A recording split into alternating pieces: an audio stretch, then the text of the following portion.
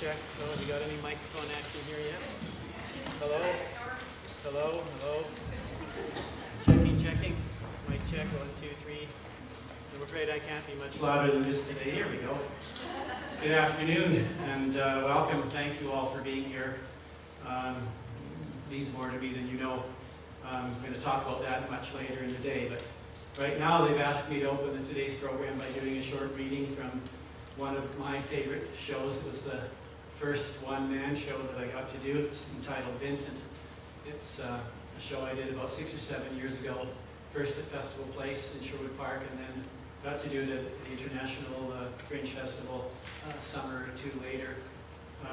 It's written by Leonard Nimoy from Mr. Slock fame, and based on the letters that Vincent and his brother Theo wrote daily to one another. Those letters were preserved and are available to people to peruse and I guess make stories from.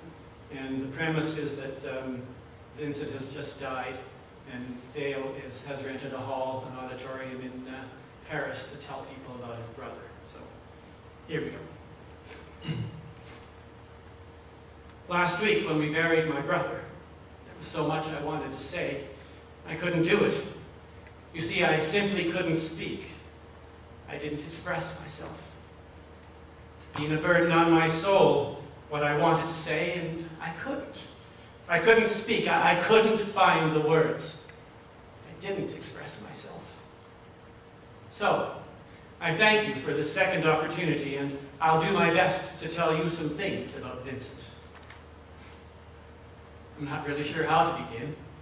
I suppose I should tell you he was a lover. It's true. My brother, Vincent Van Gogh, the lover. He was a lover of God, a lover of love, and of course, a lover of art.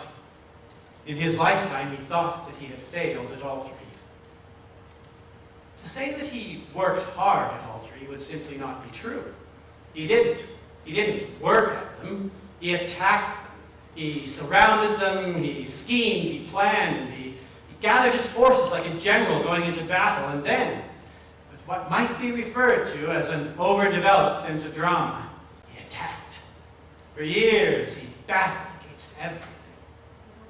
From the time he was 27, 10 years ago, until he died last week, he poured more energy, more passion, more love into his life and work than any 10 men. I'm not going to ask you to believe that he was perfect. He was far from perfect. And he seemed to thrive on failure. Forgive me, Vincent, but it's true. He never accepted even the slightest success. He wanted it. Oh, yes, he hungered for it. But he was terrified of it. He used to say, "Taylor, let me tell you about success. The fireflies of South America are extremely successful. They burn so brightly, ladies stick pins in them to wear them in their hair. So much for success." Terrified of it. He never allowed himself to believe that he had accomplished anything. For example, I sent him that recent piece by Albert Aurier. Some of you probably read it. Now, Aurier is the most respected art critic in France today. He referred to Vincent as the vanguard, the leader of the Impressionists. He perceives the imperceptible and secret characteristics of line and form under an incessant and awesome shimmering of every imaginable effect of light, polished to a brilliant and enchanting iridescence. Gardens of flowers which appear like the most luxurious jewelry made from rubies, agates, onyxes, and emeralds. Very flattering, wouldn't you say? Vincent's response. "Dear Taylor, thank you very much for sending me the article. Please ask Monsieur Aurier not to write any more articles on my painting. Insist upon this. To begin with, he is mistaken about me. To make pictures is difficult enough, but if I hear them spoken of, it gives me more pain than he knows. Yesterday I sent off 3 parcels by post, mostly studies of autumn, giving me a lot of trouble. Sometimes I think they are ugly. Sometimes they seem good to me. You tell me not to worry too much, but better days will come. If I could one day prove that I have not impoverished my family, that would comfort me. I doubt it. I doubt it. Comfort. Vincent could never accept comfort. He gave it, but he could never accept it. For some reason, for Vincent, it always seemed necessary to find the hardest way. Vincent is now passed on. The minister at Auvers said that because Vincent had taken his own life, the church could not condone such practice by allowing the service to be conducted there. So Revue closed the cafe, and we laid Vincent out on the billiard table. We covered him with a sheet until a carpenter could be found to make a box for him. All his friends came to see him for the last time, even Toulouse-Lautrec, who himself had just been released from the asylum at Neuilly-sur-Seine. They all brought dahlias and sunflowers, because yellow was his favorite color. We hung his most recent canvases about the walls. Revue lit some candles, and Dr. Gachet arranged Vincent's easel and his paint box and his little stool at the foot of the table. The minister wouldn't come to the cafe, so Dr. Gachet gave the service. His voice was so broken that I could barely understand him, but he's a brave man, and he loved Vincent so. And I couldn't speak. I couldn't speak at all. We were even denied the use of the church's hearse, so Adeline Revue rode horseback across the bridge to Mary, to the nearest township. She borrowed a hearse from the abbey there. At 3 o'clock in the afternoon, we took him to the cemetery, to a lovely place where an old stone wall borders a cornfield. His work was finished, and it was time for him to leave. And now, he's off, somewhere, quietly waiting for the rest of us. With his passing, for me, something sweet has gone out of the air. The wine has turned to vinegar. Vincent used to say, "We take a train to reach a city, we take death to reach a star." There are no words to express the sense of loss, the grief that I feel. It is a grief without comfort, a grief that I shall carry with me for as long as I live. But I am not alone. I am not alone in my agony. Some of his true friends share a measure of my sorrow. At the cemetery, before we returned him to the earth, all of his good friends gathered round. The artists, merchants, farmers, beggars, even some of the beggars off the streets. They knew. They knew of his genius and how special he was, but I wanted to tell them something about Vincent so they would know him like I knew him. They had to know what he believed in, but I couldn't speak, and then the moment was gone. Later, when everyone had drifted away, when I was alone again, I was reminded of the words of Ernest Renan, Vincent's favorite quotation. To act well in this world, one must sacrifice all personal desires. The people who become missionaries of religious thought have no other fatherland than this thought. Man is not on the earth merely to be happy, not even to be simply honest. He is here to realize great things for humanity, to attain nobility, and to surmount the vulgarity of nearly every individual. This was the credo by which my brother lived, to accomplish noble things for mankind. And he did. And now at last, I've said the words, and I thank you. I thank you. Now perhaps I can find some peace. My only hope is that Vincent has finally found the rest that he was so longing for. Life was such a burden to him. Now, as often happens, people will be so full of praise for his talents. Oh, my friends, he was so my own brother.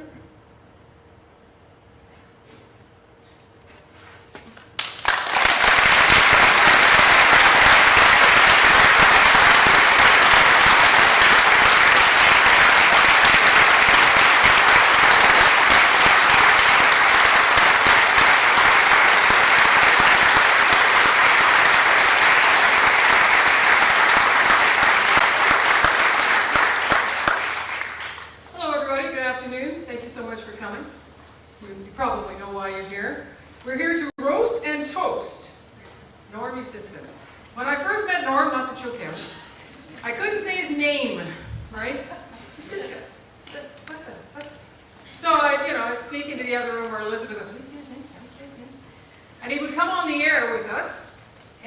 because they'd be touting one show after another, and how do you say his name? How do you say his name? And I'd be saying his name 1,000 times. Trust me, 1,000 times. Your sister, your sister, your sister, your sister. I get on the air and go, Norm! And I never could say his name. And I had nothing in common with him. What did I know? I knew Elizabeth. That was as good as it got. But now I see that I do, in fact, have something in common with him. We're both unemployed. So this is a roast and a toast. So if you hear something that's a little off color, no doubt it'll come from me. Because the people who love him will be the toasting, I'll be doing the roasting. So we're going to kick things off with those fabulous folks of Festival Players and Over the Rainbow.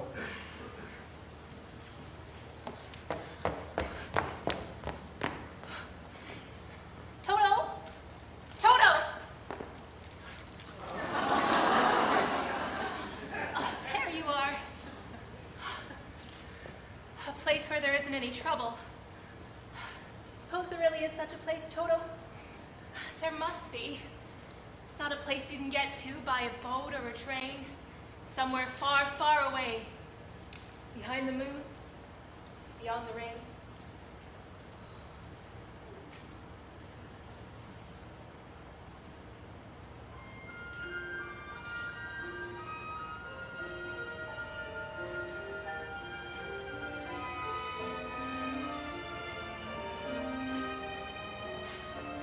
When all the world is a hopeless jumble, and the raindrops tumble all around, heaven opens a magic lane.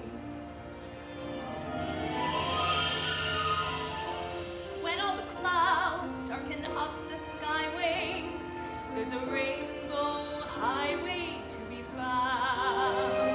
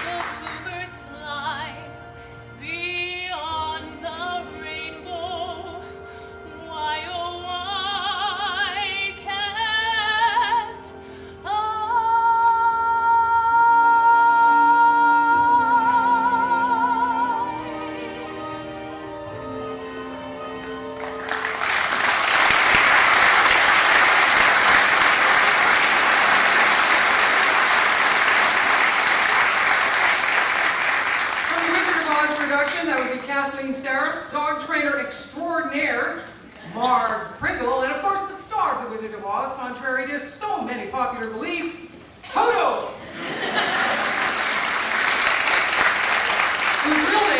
Lily.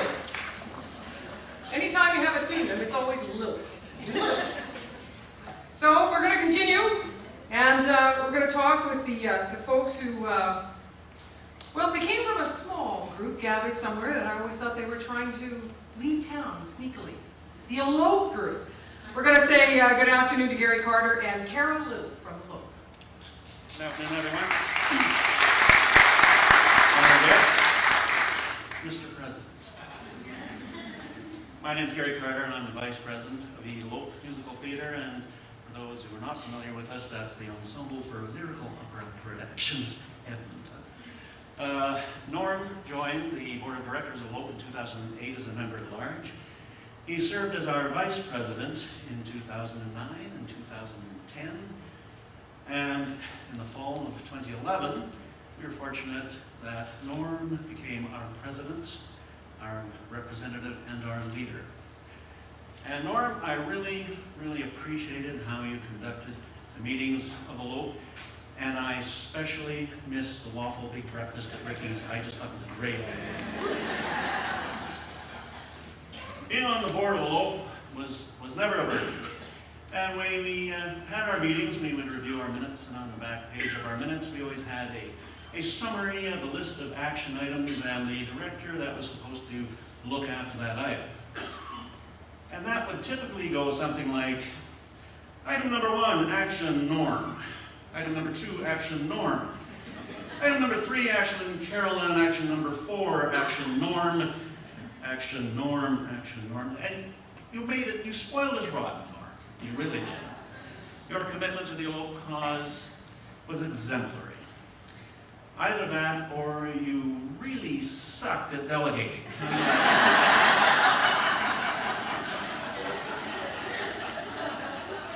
I was fortunate to share the stage with Norm on 3 occasions. I recall in particular one of our productions, which was A Tale of Two Cities. And Norm was cast against type as the evil Marquis St. Evremond, the villain of the piece. And Norm was deliciously evil, and looked resplendent in his period costume and makeup and wig. And I think, Norm, that you actually enjoyed that production, except for one thing. You did mention to me that with all the layers of costuming and the plethora of buttons, that taking a pee break between scenes was impossible. Norm, you can do it all. You can direct, act, sing, produce, and obviously be the chief administrator of our organization. There is no job in theater that Norm hasn't done, and done well, with the possible exception of crawling on the floor like an insect during rehearsals of Tale of Two Cities. That was pretty iffy, Norm.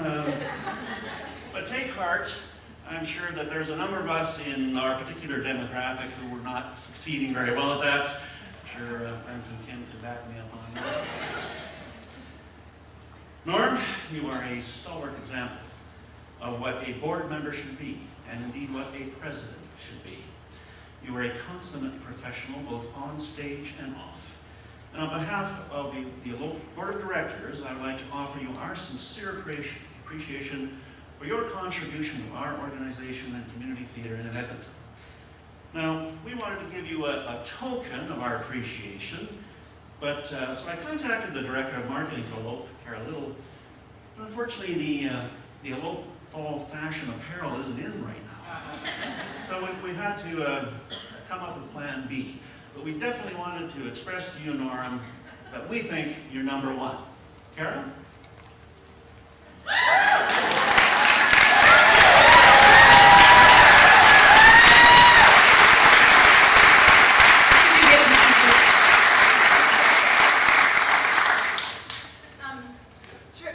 To represent our president, Norm's experience with Elope, we went straight to the fellow cast members from shows like I Love You, You're Perfect, Now Change, Into the Woods, and A Tale of Two Cities, the musical. These are the themes that ran through their comments. You made me feel welcome as a newcomer. Norm's extensive theater experience, which he shared even in his quiet way, with not as many words as sound and steady presence, certainly helped to put a novice at ease. He lights up the stage, and he brings his characters to life. My first meeting of Norm was at the read-through for I Love You, You're Perfect, Now Change, and I was nervous as all get out. Norm made me feel comfortable relatively quickly. He made me feel like I belonged in theater. He is someone that will always be one of my role models. He wasn't afraid to tell me when I was doing something right or wrong, and I will always admire him for the things he's helped me to pursue. But we know the real truth as well. So a scene from I Love You, You're Perfect, Now Change, featuring our own Norm Musiskin as well as Joe Garrett, which is here tonight. So please enjoy the other side of Norm. That wine was expensive, you know. Hey! All right, I am posting. On dates I am coasting. It's me I am toasting. Why? 'Cause I'm a guy. My hairline's receding. My ulcer is bleeding. My ego needs feeding. Why? 'Cause I'm a guy. My vacuum is rusting. My bathtub is rusting. My kitchen's disgusting. Why? 'Cause I'm a guy. My gut is expanding. And I'm commanding. My God, I'm outstanding. Why?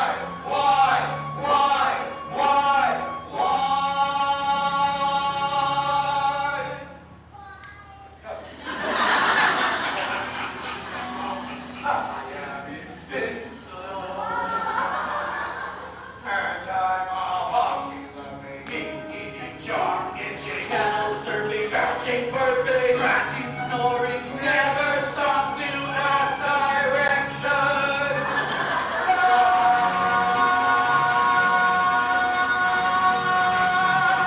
Yeah!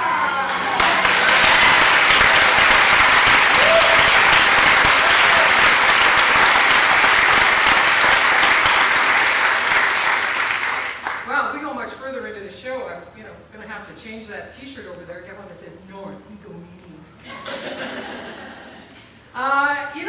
If you know Norm, you know that there are lots of things about him, and people have nice things to say about him. I don't know if he paid them all, but they're all here today. And the next couple of folks we're going to meet are a couple of guests that when he arrived at Forest Green School in 1999, he must have made an impression. Leslie eventually became the assistant principal at Forest Green, and Susan taught mainly grade 2, but was a reading specialist. She must have helped Norm, otherwise he couldn't do those kinds of productions. Would you not agree? He needed the help. So we need to welcome Susan and Leslie.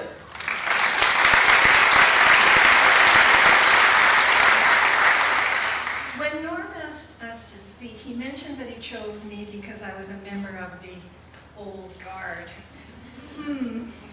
Well, here I am. I've had an early nap, and this is what I know about Norm as a teacher. Norm remembers his students. I know this because he would mention Millgrove and Forest Green past students and delight in their accomplishments. I know that Norm truly sees his students and recognizes their gifts. I know that Norm nurtures those gifts and talents in a way that shows them respect. This is what I know about Norm as a colleague. If you want someone to listen about teaching quandaries, there's no one better. This is a man who is truly present in conversation, and when one walks away, a colleague of Norm's knows he or she has been truly heard. Beyond that, though, Norm listens and withholds judgment. And in a profession that is known for being hard on themselves, this is truly a gift, one that many of us have been the recipient of. At Norm's birthday open house, he said to me that he was having trouble processing the outpouring of care and support coming his way. I'm just an ordinary man living an ordinary life, he said. Well, thank you for ordinary, extraordinary Norm.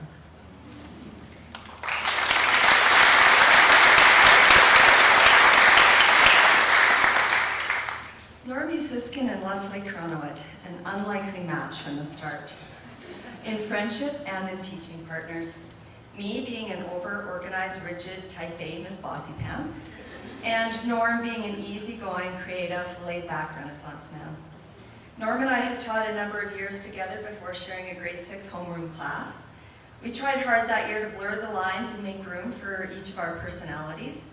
I tried to add some of Norm's color into my black and white structured world, and Norm tried hard to pull his random abstract shit together so that I wouldn't freak out.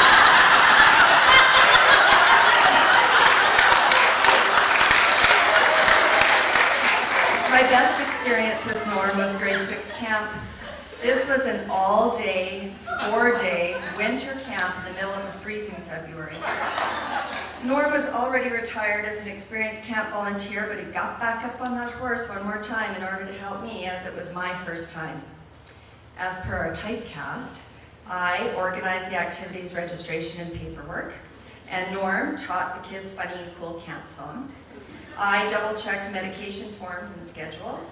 Norm played camp games and told ghost stories around the fire. I assigned parent volunteers and student dorm groups, and Norm directed, produced, choreographed 5 separate skits for parent night. I went to bed at the assigned 11 p.m. time. Norm woke me up at 2:30 to help him round up all the rowdy students, the point here being that he noticed that they were awake. I could hardly drag myself out of bed to face another full day outside in the cold. Norm literally wandered the halls at the crack of dawn, singing a cheery good morning song to wake everybody up. I pretended to enjoy food in the mess hall, and I actually think Norm likes camp food. My favorite part that winter camp was complaining to Norm how much I hated it. Norm has a fantastic sense of humor and laughed easily at my discomfort. Norm, you really saved my ass that trip. Camp still would have run without you, but it certainly wouldn't have been as much fun for me or the kids. We've shared a lot of laughs throughout the years, so when I reflect on an unlikely match from the start, I think maybe not. I've enjoyed working with you immensely, Norm. Thank you for your dedication to kids and colleagues. You've touched and changed lives.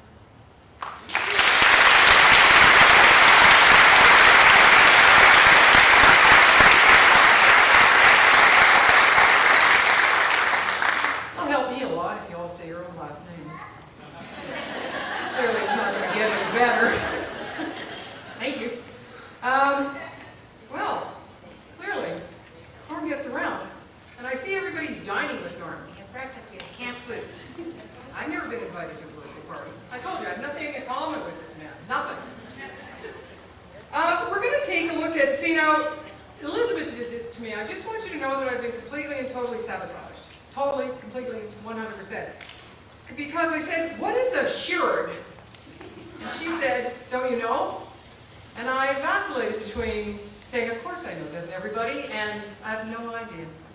So I have no idea, but I know that Carolyn is going to do this, and so I don't have to do much more except say, thank you, Carolyn, go ahead, please.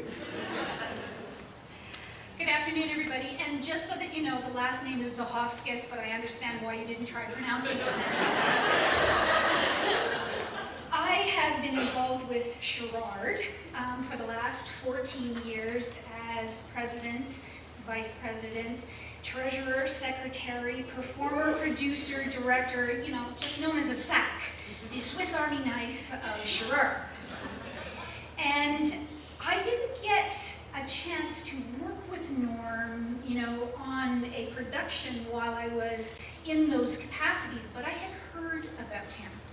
And my first experience with Sherrard and Norm was at an annual general meeting where I have had the great fortune of presenting financials. So I don't know if you've ever had to do that, but I find it a little intimidating and nerve-wracking because you just never know what's going to come from the floor. So I did my best the first time, and of course, Norm puts up his hand, excuse me, I have a question. And it was a challenging question, which thankfully I was able to answer. So the next time, I thought, okay, I'm going to be prepared. I'm going to cross all my T's and dot all my I's, and no one is going to have to ask a question.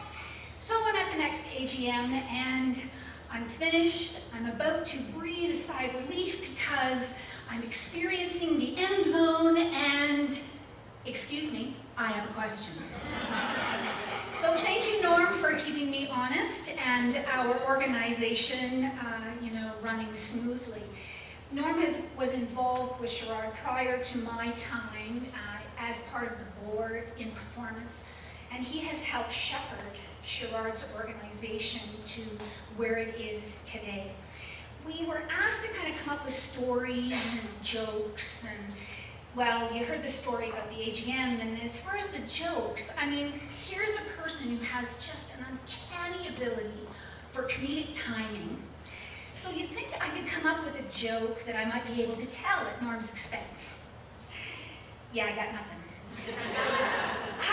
And so I kind of wondered, why is that?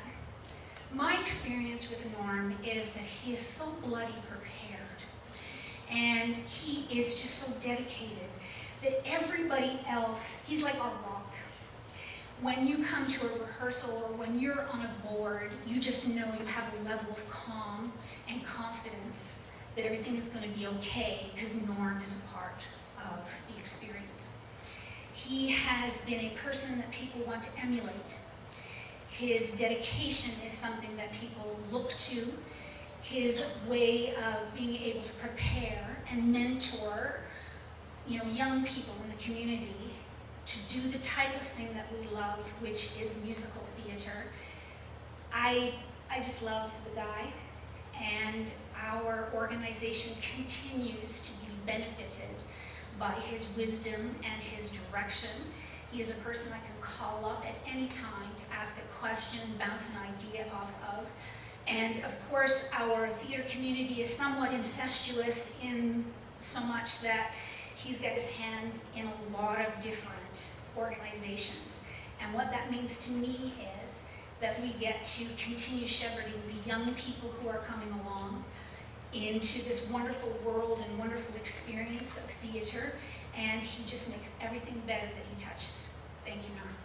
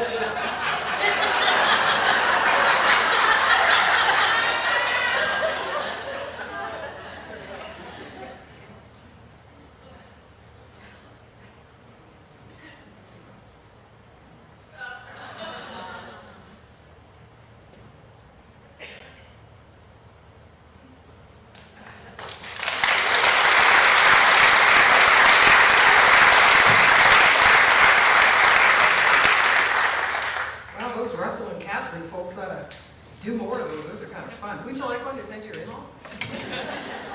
Our next guest was Norm's cooperating teacher during his first student teaching stint. They worked together as grade level partners at Mill Grove School for a number of years. And she's known Norm the longest among his teaching friends and colleagues, and there are a lot of them. Sylvia Grumbach. I bet I got that wrong too, didn't I? No, not really. Thank you. but I do need some light.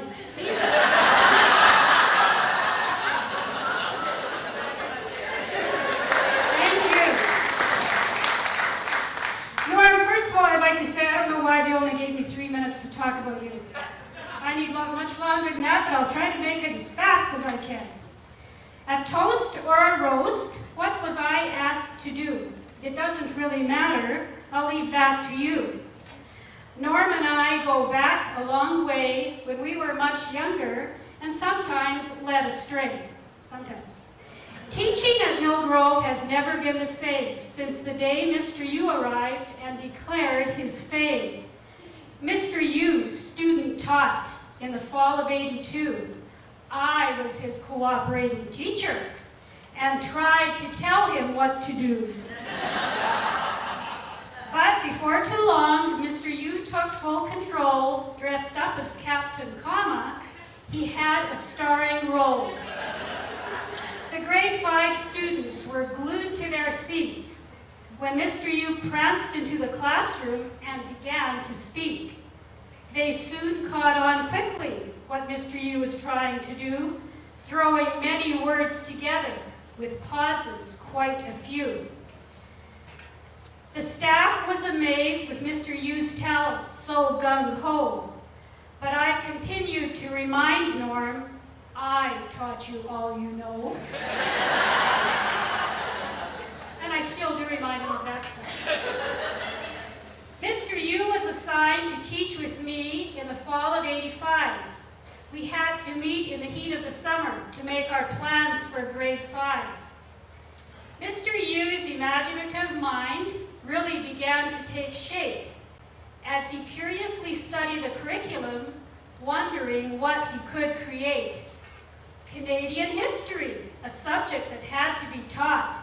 So Mr. Yu erected a teepee in the bustling library spot. A teepee so big and tall was built of real thick sticks. Help came from the Wagstaff's acreage, nor made it look so slick.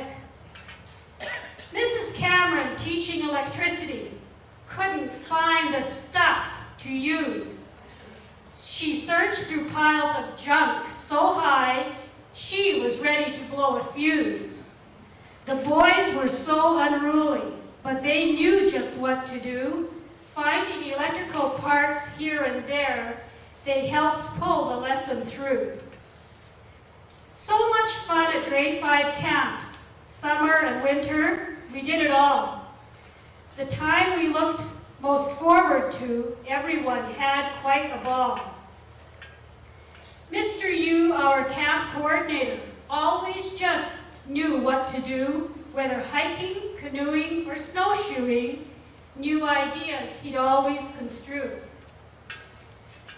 Like cabin inspections, Mr. Yu searching for signs of dust, using a crisp new white glove, children's faces filled with disgust. And Norm, I'm sorry, but there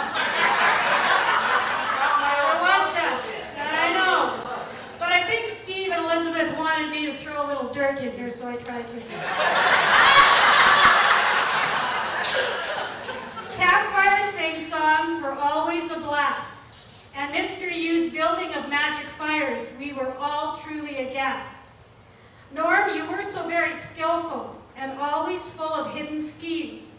The children surely adored you as you fulfilled their dreams. So many memories, bringing love and laughter from the start. Norm will love you forever and ever. You'll always be close to our hearts. Thank you for the great times, Norm. A true friend, we had a ball. We're here to celebrate with you. Thank you, Norm. Thanks from all.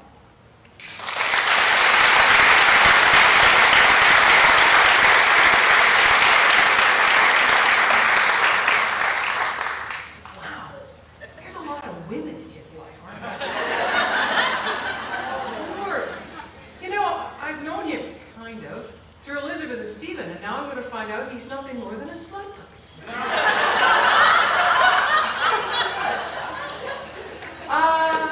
Okay, so now there's a couple Francie Davis and Corey Christensen, Death Trap.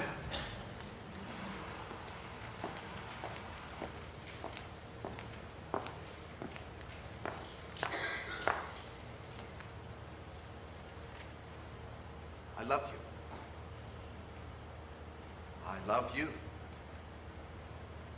I love you. That was an opening line that Norm said on a stage that I got to share with him. He said, I love you 9 times, and each time he said it differently. Norm and I, turns out, have been on stage together 9 times. And we have done it over the last 9 years. But one of my most memorable moments on stage to date happened at Walter Dale's stage, their 50th anniversary year, and it was during Death Trap. Now, Death Trap is an awesome, awesome play. Because Norm and I got to run after each other with battle axes and hatchets, and we handcuffed each other. I mean, he shot bullets at me and arrows from those, what's those things? Crossbow, thank you. So much easier when the lines are written down and you memorize them first. But there again, he's there for me.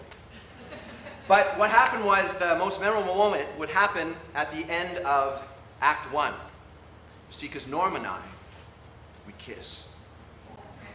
Ladies, he's good.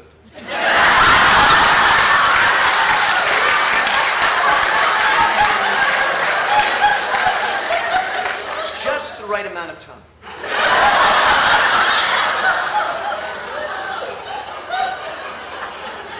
Now, you would think that an evening like this, or having the opportunity to kiss Norm would be the most memorable moment, but what happened was, it was about the 7th night, I think, of the run. There's Norm and I at the end of the first act, and we're laying across the writer's table, and we're locked in a lover's embrace, in a deep, passionate kiss. And out from the darkness, this crazy woman screams, "Gross!"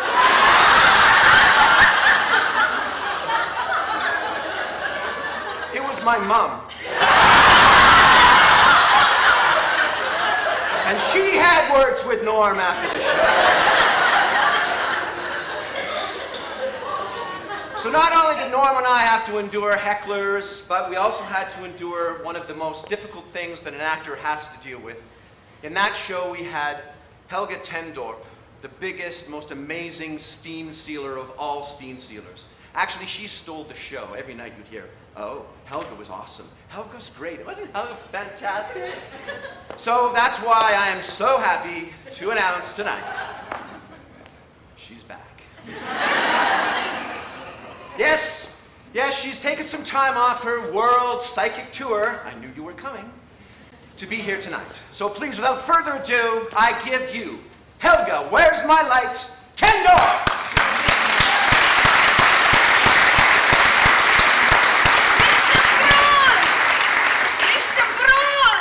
Mr. Brule!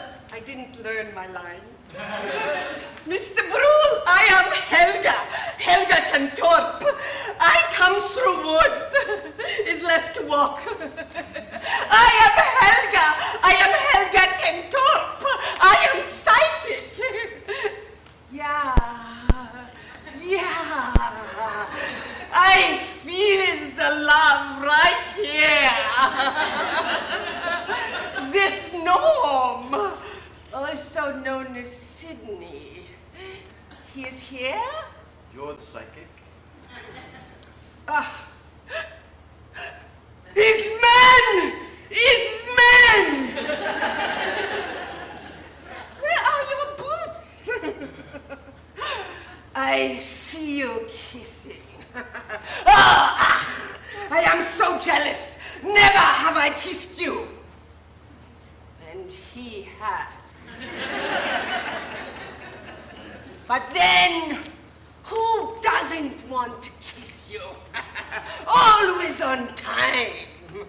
Always knowing his lines. Always the golden boy.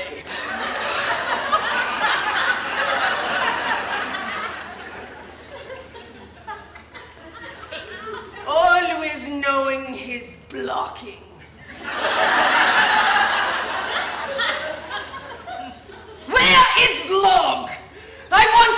at Norm. So perfect is he. Yeah. I see theater outside. Inside, much applause. Outside, long lines of ticket buyers to see this. No. I am psychic. I see many women kissing you, Norms, this evening. Yeah, woman, make it so. Yeah, I am feeling the love. Even so, I am jealous of this Norm. I tell you, I love you.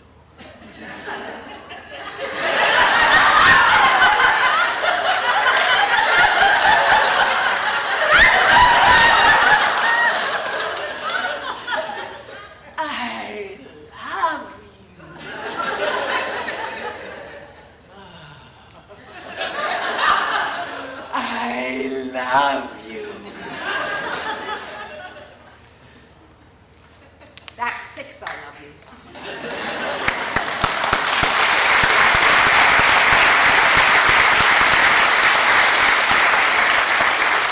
For Walter Dale's 50th anniversary, we did Dead Trap. I was lucky to have gotten to work with Norm and Corey. Between Corey and I, we have logged, pun intended, more than 16 shows together with Norm and thousands of rehearsal hours on stage.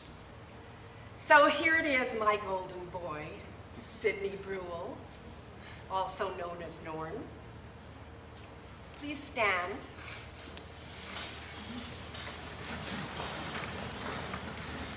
And join Corey and I and help us complete Norm's opening lines and say the last 3 I love yous. I love you. I love you. I love you.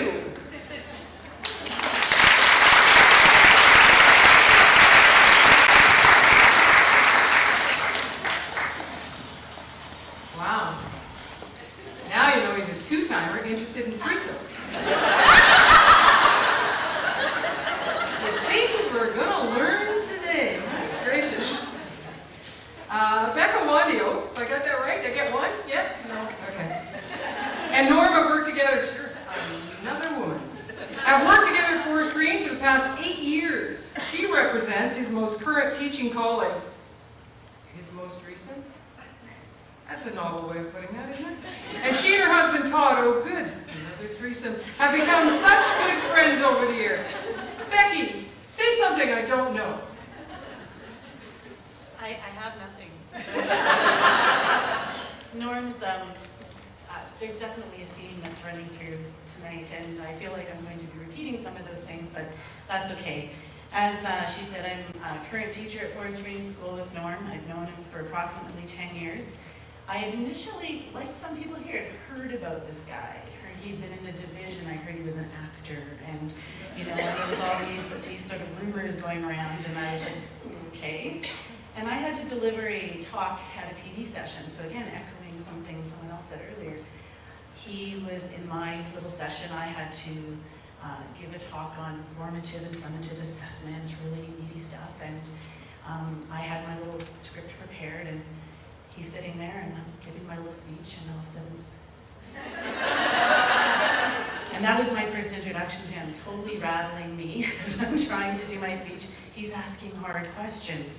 But in the end, as Norm is very kind, he did come up afterwards and introduced himself and thanked me for my little speech. And I have to be honest, that really meant a lot to me because I was fairly new in the division, and I'd heard about this guy and thought, oh, that's nice that he would do that. So I was honored when Norm asked me to speak today on behalf of our teachers. I did say to him, I don't do comedy, and there is this roast part of the toast, and I said, I don't think I'm going to be roasting you, so my daughter suggested I perhaps should have brought a bottle of champagne and a glass so that I could toast him, and we all know how much I like my wine, so I could have done that, but I didn't. But I am going to give a little toast to Norm, our teacher extraordinaire. First, a few things that we've been missing lately at school. One, the sight of your car. It was always the first one in the parking lot. For me, I don't know, some of the other teachers said that too, but you could always tell Norm was in the school. There was a waft of his cologne through the hallways. Often you'd go into the staff room and there he was brewing his morning pot of tea, and he literally had a lovely little china teapot that he did that in. We miss seeing him standing at recess and morning bell times and end of the day times. He always was there to meet and greet the students. We miss his infectious laugh, his wise words, his compelling thoughts and questions at staff meetings. His input and entertainment has been said at grade 6 camp. I do have to add an aside. I remember when Leslie went to camp, I also had the honor of going to camp with Norm. And I'm kind of random abstract, so the two of us were a bit of a mess, I'll be honest. We didn't have all those things ticked off quite the way Leslie did, but I do remember Leslie texting one of the teachers and saying, "I'm in hell." And I just had to share that because I had a good laugh because it was great. We also miss Norm's morning gab sessions with the two other boys in the hood in our school. Dana and Curtis, they always gathered and had their little morning gab sessions, and also his early morning breakfasts before PD sessions. I'll tell you, I never went to one. I kept telling Norm I tried, but I'm not a morning person, so never did make it to those, but he did have quite a few people that would meet him there.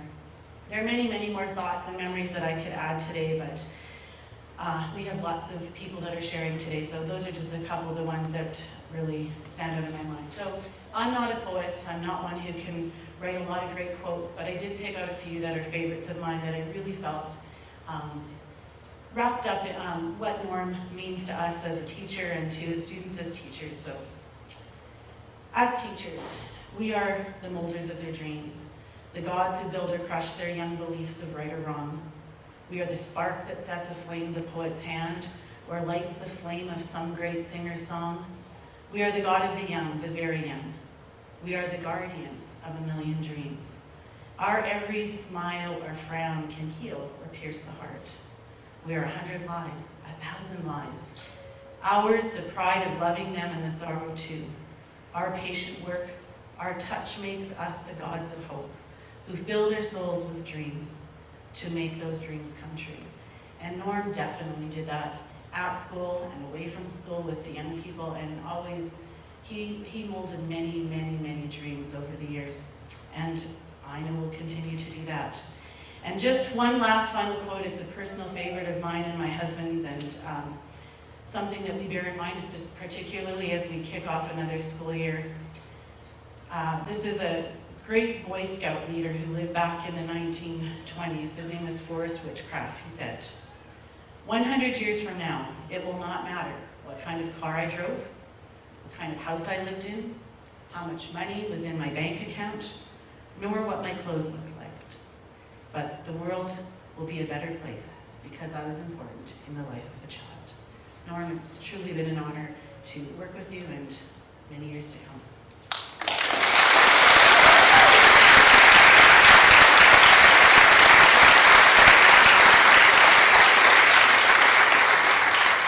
You know, there's so many ignorant things I could say right here, but I gotta tell you, I'm starting to be touched. I'm gonna be verklempt in a minute. Holy hell. We need to say hello to somebody who Norm met 40 years ago. Wow, I didn't know you were that old. At Stratford Junior High, they got their first summer jobs together. Oh my God. Holy Hannah, what were you doing? When they applied for an opportunity for youth grant that led them to work together on day camp. Did you just spend your entire life at camp? For special needs kids in the city of Edmonton. So we're going to say hi to Sandy, and I'm going to try her last name. We'll see how that goes. Sandy Weir-Stybring.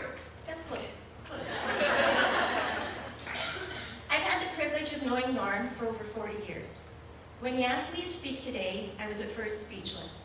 And for those of you that know me, that doesn't happen very often. But then I was honored he asked me to represent his friends of the past. He meant old, but he's being polite. I've known Norm since junior high school. We served on many committees, student councils together, and in grade 12, we served on our grad council, Norm serving as our chairperson.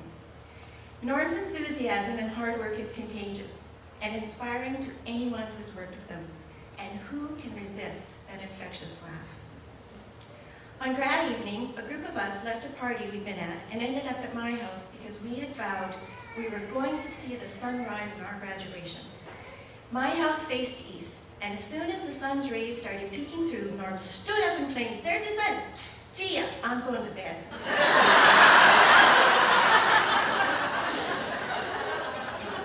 As far back as I can remember, Norm has been involved in drama, and we've enjoyed watching many performances. But that wasn't Norm's only love and involvement in school. Norm was very involved in the music department, both in junior and senior high school. Norm played clarinet in the concert bands, as well as JP's marching band that performed during halftime at the Edmonton Eskimo football games. We didn't have cheerleaders at JP, but at many a football and basketball game, Norm could be found leading us in cheer. Be it with his horn, now known as vuvuzelas and made popular during World Cup soccer, Norm who knew he'd be such a trendsetter. And some of his cheers were accompanied by his clarinet, and occasionally his didgeridoo made the scene. In grade 11, Norm and I, along with 4 other friends, embarked on a summer job that began a journey that helped pave the way for some of our careers. We applied for a government grant called the Opportunities for Youth, or as we were affectionately known as, the Opportunity for Yo-Yos. We helped lead day camps with the City of Edmonton for mentally and physically disabled children. We continued through our grade 12 year, working with the city leading recreational programs at the Glenrose Hospital. After grade 12, I went on to university into special education, and Norm continued for several years with the city, coordinating programs at the ACT Center, before going on to the U of A to begin his degree in education. Norm even played with the Northern Lights wheelchair basketball team. We've remained friends through it all, getting together for many dinners, parties, barbecues, plays, concerts, and many a car rally. Norm even helped us move into our new house on a bitter cold, -25 February day. Now that's a friend. Life got busy for both of us, and our get-togethers weren't as often. But good friends are people that we don't need to talk to every day. You don't even need to talk to people for each other for months. But when you do, it's like you've never stopped talking at all. Norm is such a friend. In life, we're given many gifts. Some fade over time and lose a sense of purpose, and some increase in value. Friendship is one of those special gifts. Norm, on behalf of your friends of the past, I thank you for your friendship. We've traveled many roads together that have led us places that we could never have imagined. Thank you for your special gift, and I thank you too for the honor you bestowed on me to represent your friends of the past. It takes a long time to grow an old friend. Thank you, old friend.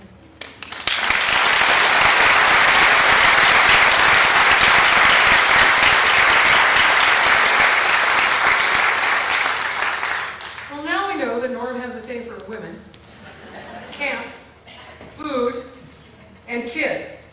So much so that you would think that spending all day in school would make you a little leery of spending any more time with kids than you have to, but no, not him. No, he decided to do some children's shows, and not just those little ones, no. He had to do the big ones. He had to do things like, 101 Dalmatians, although I understood he couldn't get all the Dalmatians. Apparently there's a shortage of Dalmatians in our area. He did the Jungle Book, he did Aladdin, and they're all with kids. Kids, kids, kids. I thought teachers were demented, and now I'm completely assured that they are. So here's an introduction from a kid, Kaisa Wood. Hi, I'm Kaisa Wood. I was able to be in Norm's 101 Dalmatians as well as the Jungle Book. And really, I'm just going to be really short. But I am so thankful. I am so thankful for those little opportunities. They may have seemed small to you, but they were exponential to me. They were my first full directed show. I was really just a springboard for everything that I've done since. It seems so tiny, but it's so big. I have I feel supported, I feel strong, I feel confident, I feel the ability to try new things and to play. Since working with Norm, I've been able to go to an arts high school, go to an arts post-secondary for musical theater in Toronto, and now I'm in Montreal working on individual arts with dance and circus. I am so thankful for every little opportunity Norm has been able to give me. I don't know where I'd be without him. He has shown me beyond the stage exceptional patience, respect, kindness, devotion, dedication, a supreme love for art. And that was my first exposure to that. And I will take that with me everywhere. He gave me one role as a dog. And I ran with it. I'm just going to keep going. I'm going to keep doing shows. And why? Because I was able to have that first opportunity that gave me a taste of theater. I am so thankful for that. My family is so thankful for that. And I know every single kid that has ever been in one of your productions is so thankful. I do wish I could be there. But thank you so much. The love of theater just brings people together. And there are very special people that get to do it. And so I'm so thankful. And for the lessons that you showed me in patience and respect and professionalism, they will not leave me. Have a good night, and thank you for letting me say those words. Take care.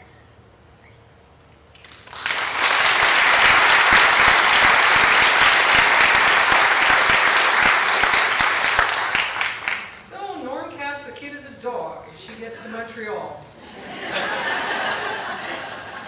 So now I'm a little pissed. I could have been a dog. I could have been. A former grade 5 student of Norm's, Dennis, young man standing over there, we can bring the light up there, is now just starting his grade 8 year in school. He was one of those kids who loved school. His middle name is Abby, for Abby Norman. Loved school, couldn't wait to get there, and then worked very hard to be the best he could be. He's also very disciplined, very polite. Who wrote this? Did your mother write this? He's very disciplined, he's very polite, and he's well behaved. Did you pay somebody to write that? What a concept, eh? Let's see what Dennis Holland has to say. Hello everyone, my name is Dennis Holland, as you've already heard. And I'm honored to hear that Mr. Yu has given me the privilege to speak here as one of his former students. Mr. Yu is my teacher in grade 5 and I'm currently in grade 8. Throughout my year with Mr. Yu, he made me challenge myself by encouraging me to achieve goals that I had set, that higher than I had set for myself. Mr. Yu has made a difference in the way I learn and the way I look upon and take on challenges and goals in my life, as I'm sure he has done for many of you as well. We are all here for Mr. Yu Ziskin, or as many of you know him as Norm. I only had Mr. Yu Ziskin for 1 year in grade 5, but we had met many times before that I had him as a teacher.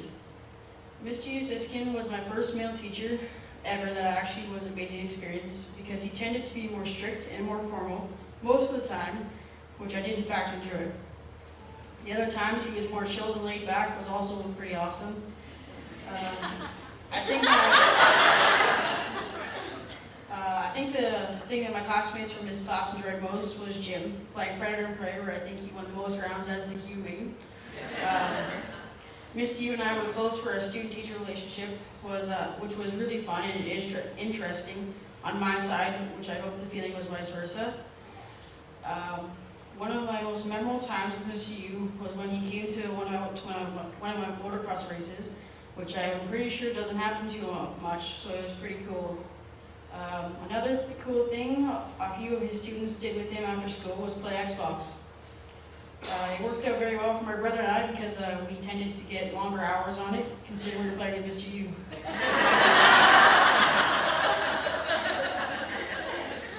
As you can see behind me on the screen, Mr. U had many great years at Forest Green.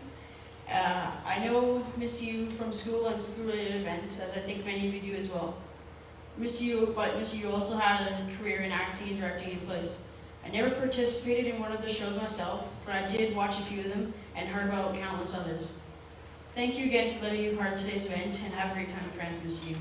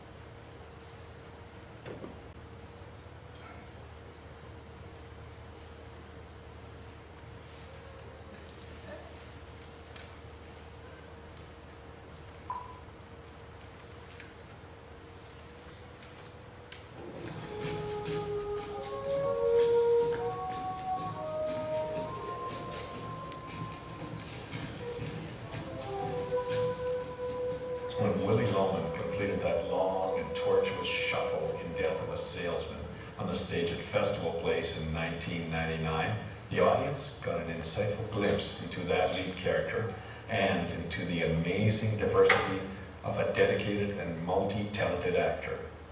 I'm Norm Musiskin. Despite being involved in a variety of screenplays, Norm really only got serious about acting after a trip to Scotland in 1990.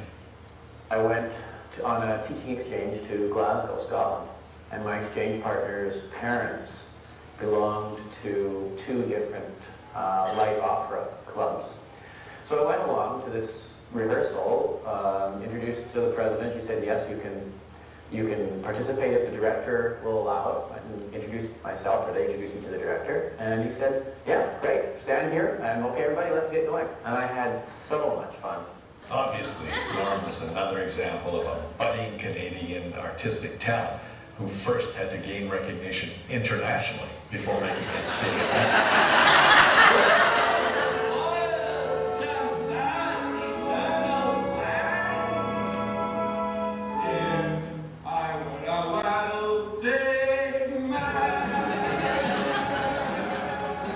Whatever the circumstances, they proved fortunate for me because in 1995, thanks to Richard Winnick, Norm became the male lead in my first stage play, The Perfect Line, and helped make that Fringe Festival production a 5-star holdover to Horizon Stage. You can dance.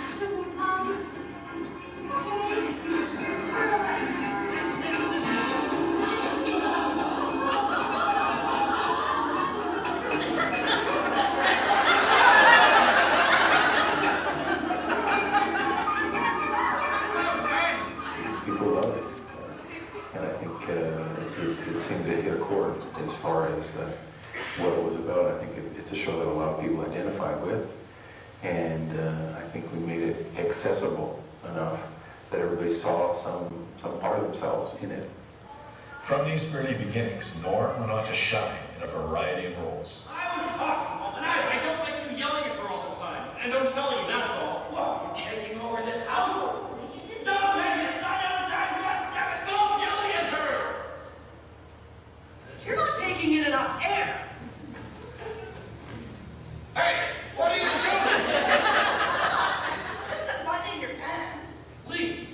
No premarital unbuckling. Cinderella had planted a branch in the grave of her mother. She visited there so often and wept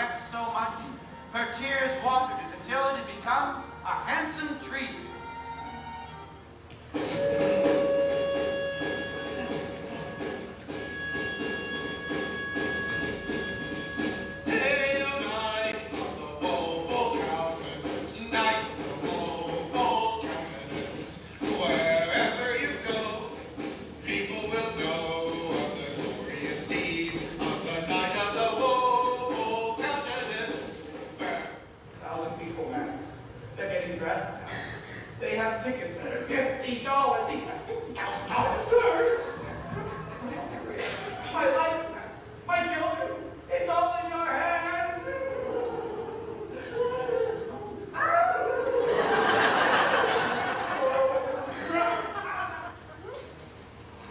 This was the credo by which my brother lived. To accomplish noble things for mankind. And he did.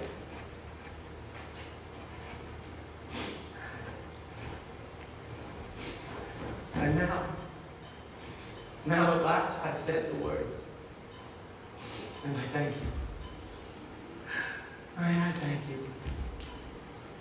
Now perhaps I can find some peace.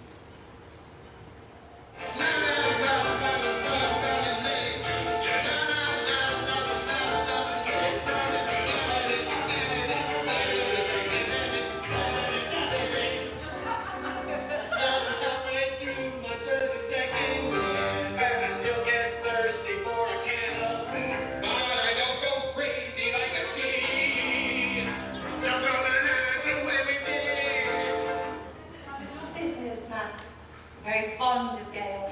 No, I won't have you toy with us. But I'm a child and I like toys, so tell me everything. Oh, come on. Tell Uncle Max every eensy-weensy intimate disgusting detail.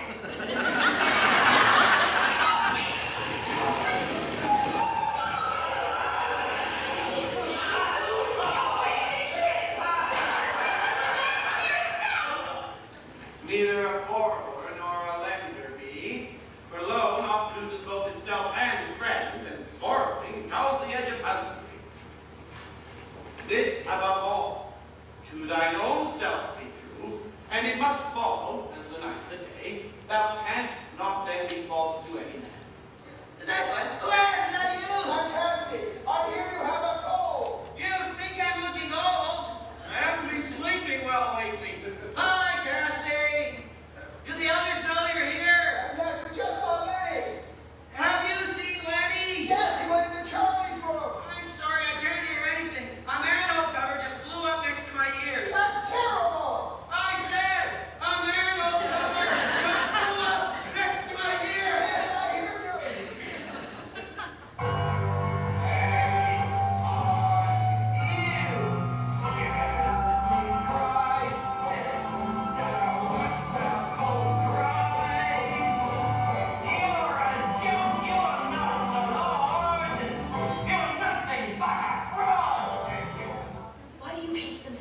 They beat up on a weakling, and that's all they did.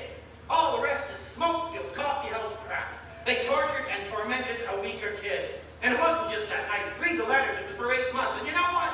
It was probably for his whole life. They beat him up and they killed him. And why? Because he couldn't run very fast. And I'm a honky, eating jock, itching, surfing, belching, burping, scratching, snoring, never stop to ask directions.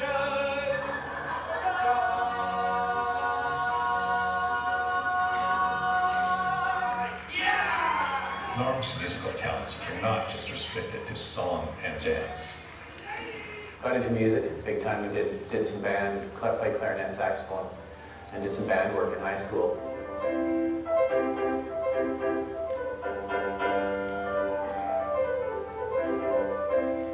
Most talents are not merely restricted to the stage. Henry,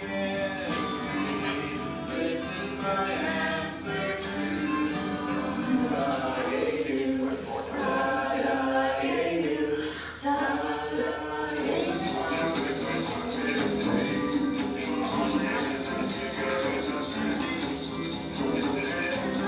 Whatever you remember most about him, there is one inescapable characteristic about Norm that distinguishes him from most others in a room.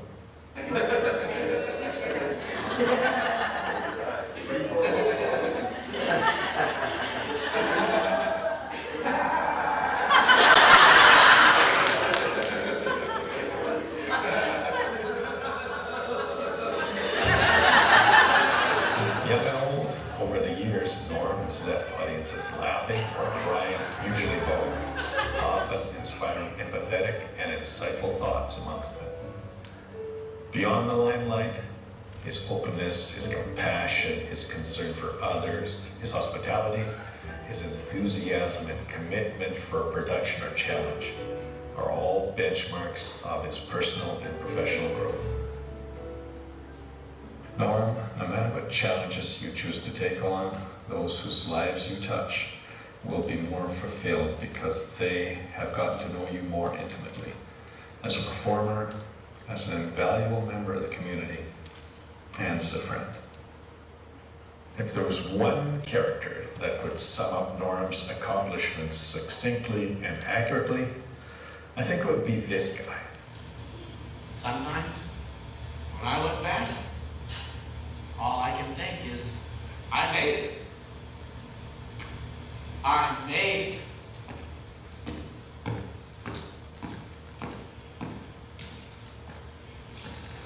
I made it!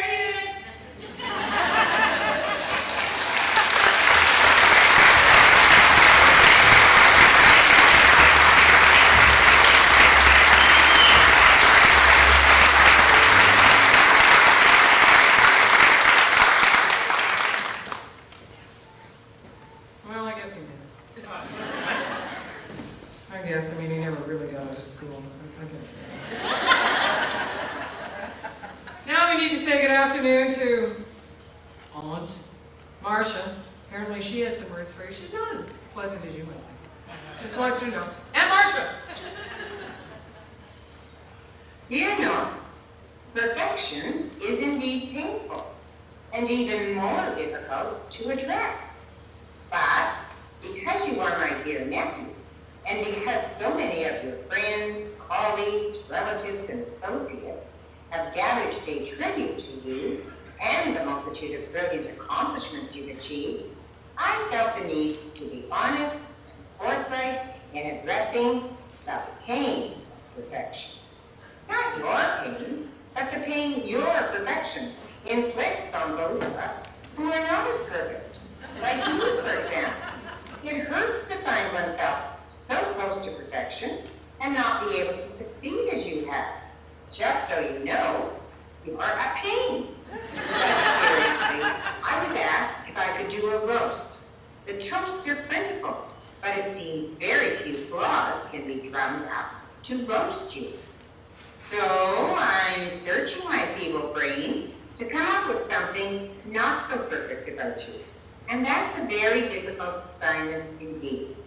I was one to roast a person who is kind, considerate, warm, aware, brilliant, and involved in so many good things. Not an easy assignment. But wait, I feel something making its way to the front of my brain. Yes, I can. And I have witnesses to your ongoing transgressions.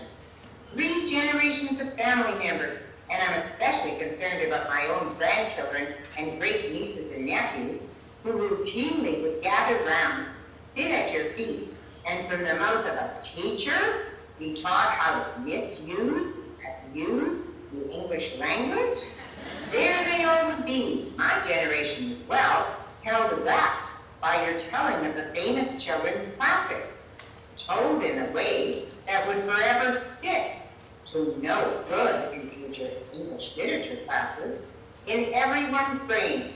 The prime example is the 3 Little Threes. This classic, which every family member can no longer recite in its original literary form, since they've been brainwashed by your brilliance in presenting it to everyone with such authority. So, dear Norm, that's the best I can do to find a crack in your armor. Your gift will live with us forever. We all love you, and really, you are not, by any stretch of our imaginations, a pig. So enjoy, enjoy, enjoy from your imperfect Aunt Marcia.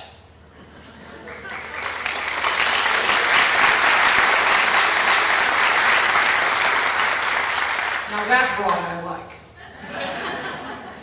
We also have a little note here. I'm going to read for you. Bear with me. From cousin Arn Usiskin. He that really a name? Arn? That's somebody's name? See, there's so many things about Siskin I'm in troubles with. Now I know it comes first names and last. Okay. I remember attending a wheelchair basketball game in Winnipeg that Norm played in. Did you, like, fraudulently get in that game? This was the first wheelchair basketball game I ever attended, and it made me realize how strong those kids were wheeling around in their wheelchairs, and Norm was the star of the team. That's because he didn't need to be wheeling around. What? Or would you believe, I think Norm played the sport for many, well, at least 5 years. And this is from the kids of our cousins, another generation who love Norm. Apparently, he is much beloved by generations. Norm and David have been coming to the family cottage in Winnipeg Beach for a few weeks in July or August for as long as I can remember. When my siblings and cousins were growing up, we would also spend many weeks at the cottage during our summer vacation. We would always look forward to seeing both of them. Norman had a collection of stories, songs, and raps. Raps?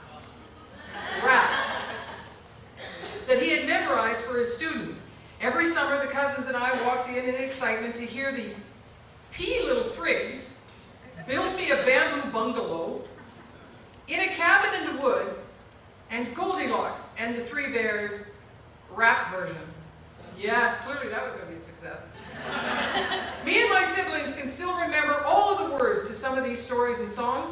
I'm sure that I will pass them on to my child and give them nightmares, apparently. I also have memories of Norman and David allowing us to grab their hands and walk up their bodies to end up flipping over. Me and my brother would spend as much time as they would allow doing somersault after somersault after somersault. Norman is like an uncle to us all. He looked after us, he entertained us, he taught us many things, and we were all better people for having grown up with Norman. We wish we could be there. Love, Aaron Miller Usiskin on behalf of Josh, Jana, Beth, and Jackie. P.S. If there's any way for Norman to send me these stories and songs, I think I would appreciate it very much. Norm, clearly, some people like you. I'm a little undecided, but I have a video presentation from a young man named Josh Basman, who really likes you. Norman, I heard the news the other day that you weren't feeling very good. In fact, it's the very bad kind of not feeling very good. Suddenly, although heavy-hearted, I found a strong need to send you positive energy and a good wish you well. So, you're a teacher, among many other awesome things you do, like acting, and music, and storytelling. Your essence as a teacher is astounding. Getting to know you to the extent that I do has been a pleasure and has turned you into someone I really look up to. Maybe not just me, maybe even some of your students, kids from camps, and even some of my other cousins, who you've always managed to impress with great stories, fun teachings, and the most epic party tricks ever. I can describe you best with the word fun, because through you I've learned that fun is one of the most important things ever, and being serious is not important at all, because regardless of the silly jokes and stories, you're not serious, or dull, or boring, or a gray, yawn-producing factory. You're fun, but you're also thoughtful, responsible, and caring. Those are signs of someone who has important things sorted out. That's awesome.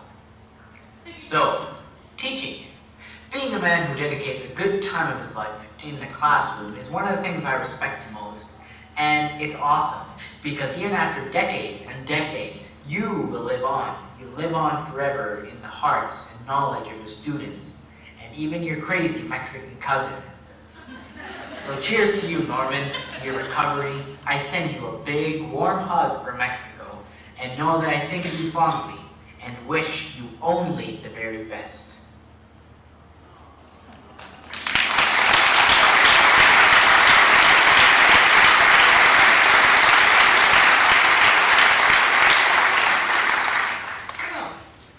Dog, you go to Montreal. You get to be an artist, you get to go to Mexico. Wow, I can hardly wait to see where I end up. I have another little note from Auntie Rose.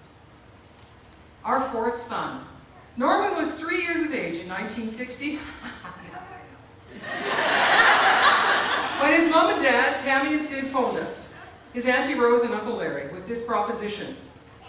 Planning to attend a conference in the East, they suggested that we would take Janice, their eldest, along with Michael, our eldest, I see a pattern, to visit with Sid and Larry's sister Marcia in Toronto, while Norman would stay with us in Winnipeg and play with the cousins Arnold and Len.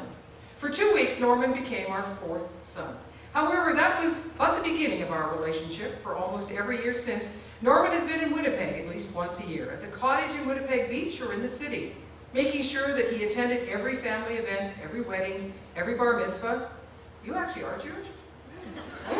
Anniversary, and especially the annual cribbage tournament, as he did this past summer.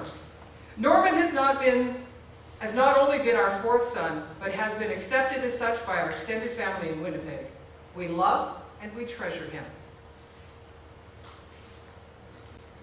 Hi Norm, everyone. I hope you're enjoying the company of a loved one's friend this evening. Love is like a contagious little bug. I hope that the love bugs bite you right in the chest tonight, that you smile so big your jaw breaks apart, figuratively speaking. And I hope some of their tickly love poison has a little dab of me on it, because I love you too, and I love you a lot. So I shall politely ask everyone present tonight to give Norm a huge hug for me, or a little hug, or a medium-sized hug. Love, Josh.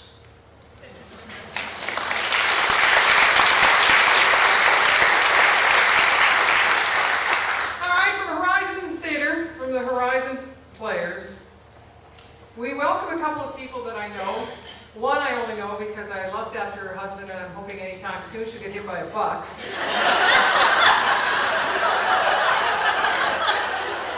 The other I know because I think she is the glue that keeps everything together here. Kim Lang and Admiral Torrielli, without the L. I still can't say your name. And to think it will be mine soon. I don't know why I can't say it. I still can't say it. I don't know what's the matter. Make him change his name. Good afternoon, everybody. I'm Admiral Torrielli. I'm Kim Lang. I'm supposed to introduce us, you know. I know, but I was waiting. All right. Oh, well, as two is the longest standing members of Horizon Players. Clearly not the tallest members. No, but she's got heels on and it still doesn't work. It's fallen to us to roast and toast our friend on behalf of our members, past and present. Did you all know that it was on this very stage that Norm made his Canadian acting debut? Norm and I worked on the first of over a dozen productions together on this stage, the first being Hansel and Gretel, directed by Richard Whittock. And I was actually in the next show with Norm. Anyway, this meeting between Norm and Richard was the start of a great friendship and a theatrical partnership between Norm and Richard, of which we have all benefited from. After Hansel and Gretel, Norm stepped in as a quiet leader, always thinking of Horizon Players and how to enhance their place in the community. And through community involvement, events such as Halloween hooplas, parades, bingos, and others too numerous to mention. If the players showed up, it was an event and an occasion. Norm has been president and ex-president so many times that we've lost count. I mean, small children have grown up, they've gotten married, they've gotten divorced, they've gone to jail, they've gone into the Navy. I'm getting distracted. Just a little bit. I'll get us back on track. So the point is, how do we take this guy that we've known, some of us, for longer than we haven't known him, and roast him? The nicest, sweetest guy you could possibly meet. How do you roast a guy like that? Well, let me tell you, Norm does get around a lot. Do you have any idea how many times he's been married? How about if we ask the audience? If anybody in the audience has ever been married to Norm before, raise your hand. Come on, don't be ashamed. Romantically inclined with Norm.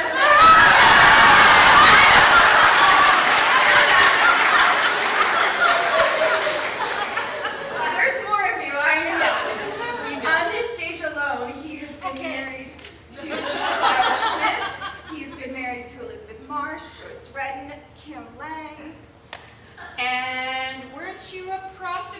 moved in with him? Perhaps. Didn't you get high with him once? Okay, clearly the guy does get around. I mean, stepping up, you practically had a harem. Oh,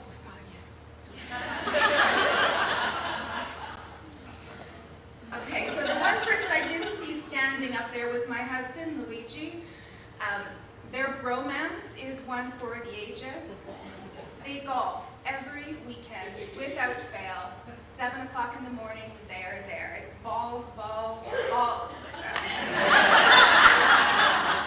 But trying to find a time when Norm's feathers got ruffled has proven to be very difficult. We know that, we hear it. He takes everything in stride and nothing seems to faze him. It must be teaching elementary school for all those years. But it's been easier to find the times when he played characters whose feathers got definitely plucked. And what better example of this than his role of Saunders in Lend Me a Tenor? What an amazing cast that was. Easily one of the most entertaining shows to work on.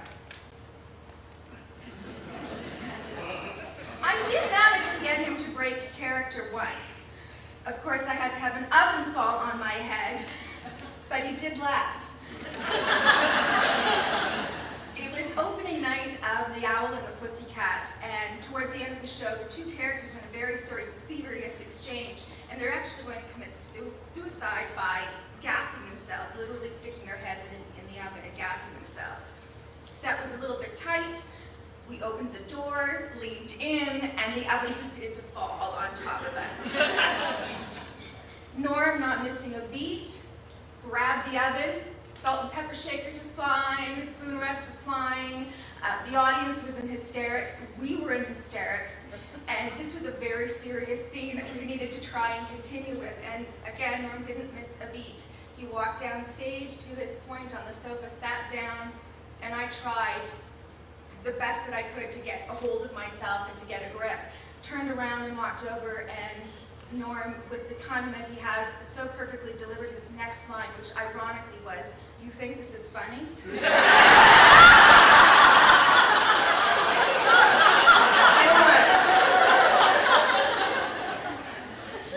Well, then you certainly have had a varied career. A bride, a hooker, a witch.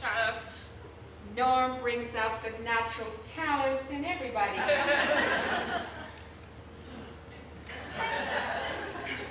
Some of Norm's most powerful roles came under the direction of Richard. Jesus Christ Superstar, Romeo and Juliet. Norm's directorial work has taken everybody down a lot of roads too. Little kids have been around him, knee level or thereabouts. The logistics for managing has been incredible, but he's managed to direct 101 Dalmatians, The Jungle Book, and Aladdin on this stage and on others. Once again, finding people to love him. And who could forget the Melville boys? Just a minute. Norm cast you as a floozy in that one too, didn't he? Are you going to let this one on? Norm, I see a pattern developing here. I will have you know that Norm also cast me in a one-act called Seeds. He cast me as a very lonely, saddened wife on the prairies. We took the show to the provincial festival, and under his direction, we won the provincial award for Best Play and Best Actress. So, not to toot my own horn, but I can play more than a floozy, okay?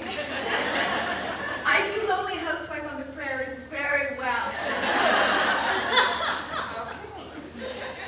Well then, in over 20 years of theater, there have been memorable people whose contributions have not only shaped Horizon players, but have shaped Norm's life as well. Two originals for sure were Diane Latham and Barb Weaver. Two very great originals. And of course, once upon a time, little Megan Lindmark. We kidnapped her out of junior high. The list really could go on and on of the people that have really had such a great presence for us. No, we can't. Megan's in the booth, she's gonna pull her flag. Okay, so Mrs. Lang, you're the teacher, then where does that leave us? Is it time for wine? No. No, later. So let's do a quick summary here. Norm has hooked up, gotten high, hit balls, cast spells, pushed and ordered people around, begged, pleaded, and begged and pleaded some more.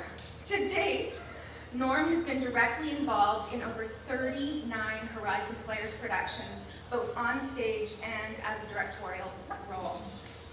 Seriously, Norm, the word is share. You should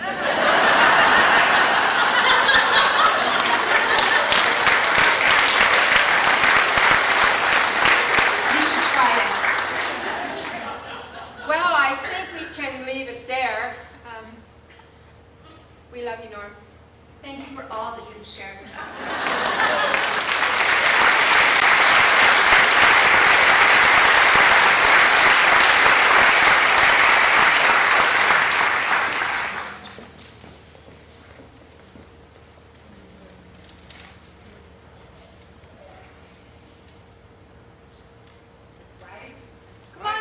Hey boys, look what I found!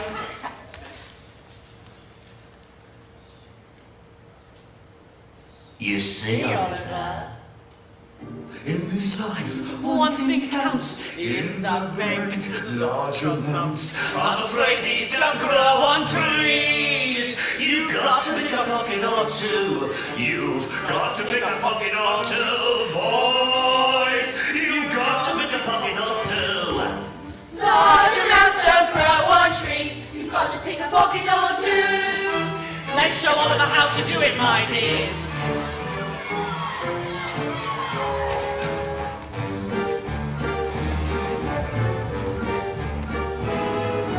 Why should we break our backs stupidly paying tax?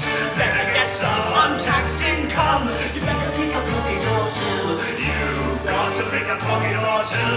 Boys, you've got to pick a pocket or two. Why should we all break our backs? Better pick a pocket or two. Who says crime doesn't pay? You've got to pick a pocket or two.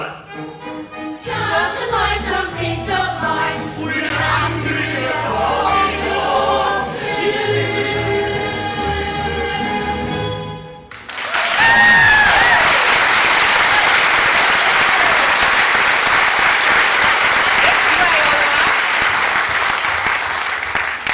All right, that little group of urchins.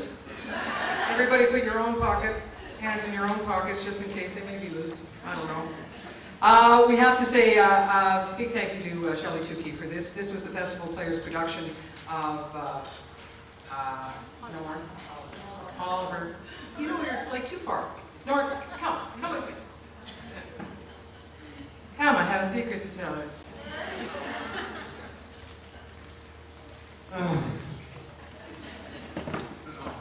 Have a seat. I have a secret. Look at that. How long have we been here? I don't know. I'm wearing a watch these days. That's great. Anyway, we've been almost 2 hours, yeah? Really? What's the big secret? Did you notice how we've managed not to have Elizabeth on this stage? Someone mentioned my name. Hi, Norm. You thought you were going to get away with it, didn't you? No, not really.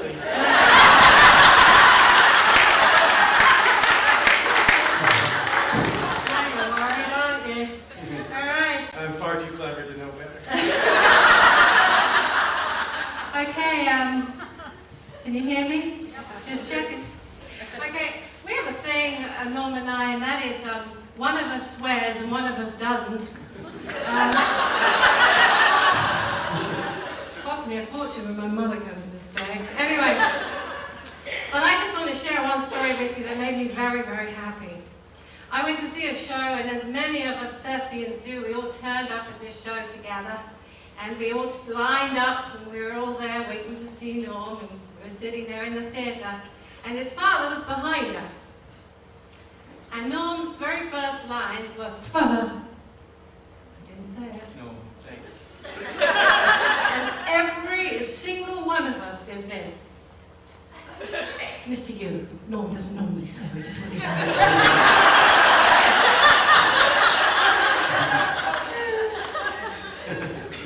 And try as I might, Mr.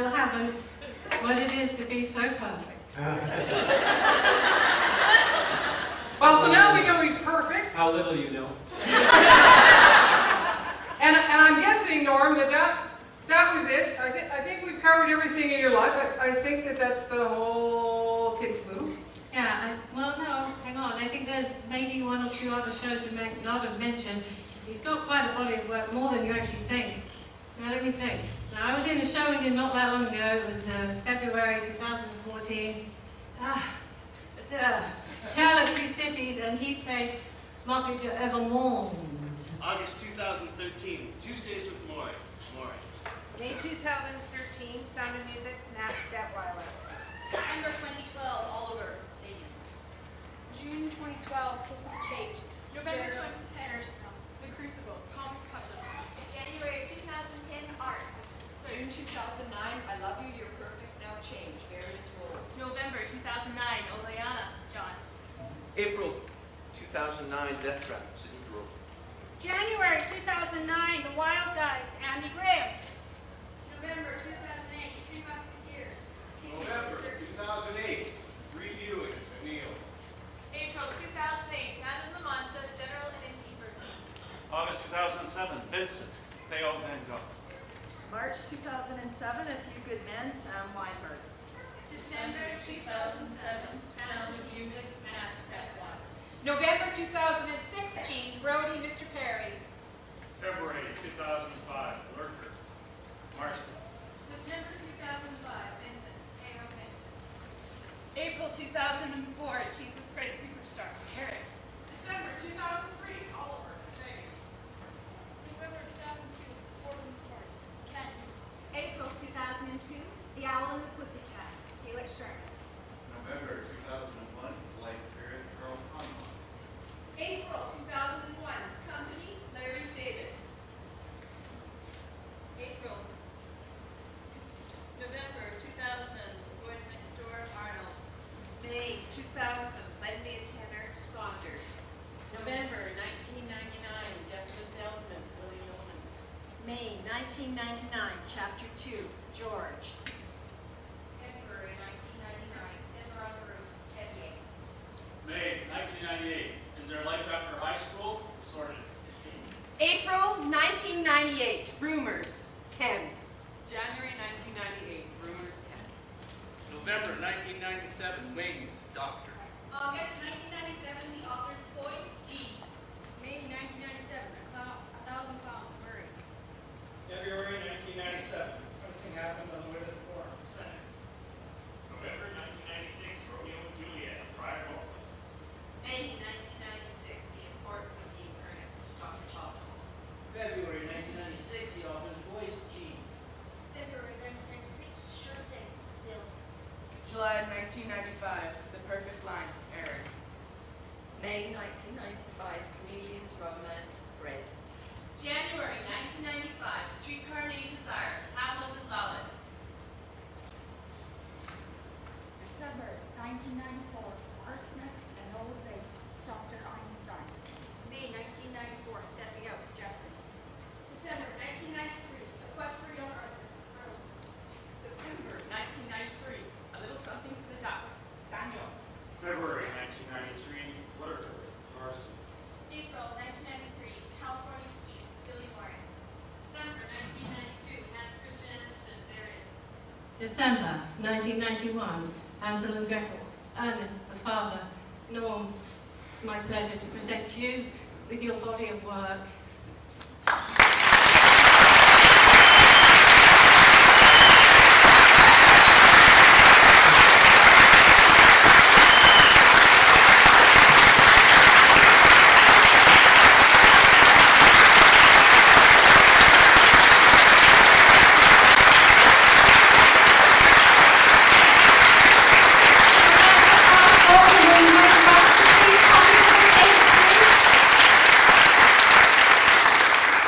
Please take your seats, ladies and gentlemen. We have our esteemed alderman Wayne Ross here to introduce to our mayor. Norm, isn't it wonderful that you're able to fill this house with all these people who have come out to show their love and respect? I'm sitting beside Mayor Houston and he's passing me mints. Maybe he thinks I'm going to have to kiss you.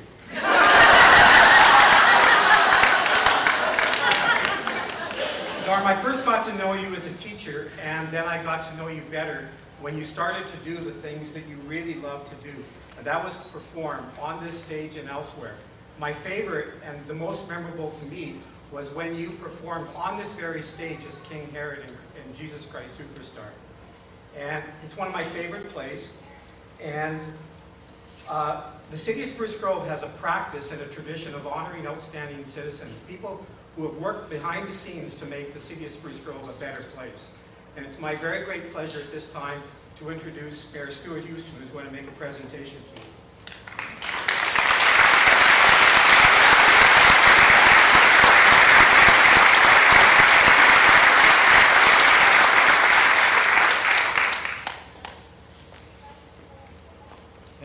Thank you very much, Wayne. And I did pass Wayne a lot of mints, and I wasn't trying to say that your breath was bad, but I think you'd have a little Caesar salad for lunch. But I just wanted to say, Alderman Wayne Roth has been a big part of my life in the city of Spruce Grove, and his wife, Karen, has been a big part of the arts and cultural scene in the city, and gave me an appreciation really of what art and culture is in the city of Spruce Grove. I can look back on the many performances that I attended in the city of Spruce Grove, and I have to say, I think the one that really impressed me to see the impact that it had on young people was Aladdin. And Norm, the production of Aladdin and the colorful costumes and everything really spoke to the vibrancy and the passion that you had in our community. It's been an honor for me to be here today to get a better insight of Norm, the man, the consummate actor, and somebody that's made a tremendous impact on the lives and the citizens of our city. And I think some of the ones that, the tributes, Norm, were very deserving, and what a great thing for me to be here today.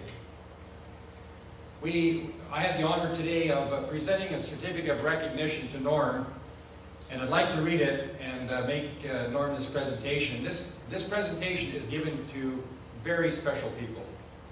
It's a certificate of recognition presented to Norm Usiskin in recognition of your commitment, your hard work, and dedication to the Horizon Players, for demonstrating excellent leadership, commitment to your colleagues, and service to our youth in our community, and your exceptional contributions to the overall performing arts profession. Your achievements are a source of pride and inspiration to all of us, Norm. You've lived, laughed, and loved life to the fullest. In recognition of your special day, you are hereby granted by the Mayor of the City of Spruce Grove, Freedom of the City.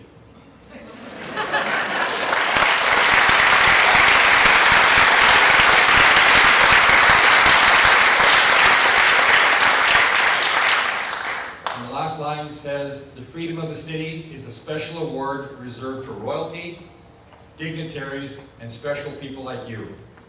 Norm?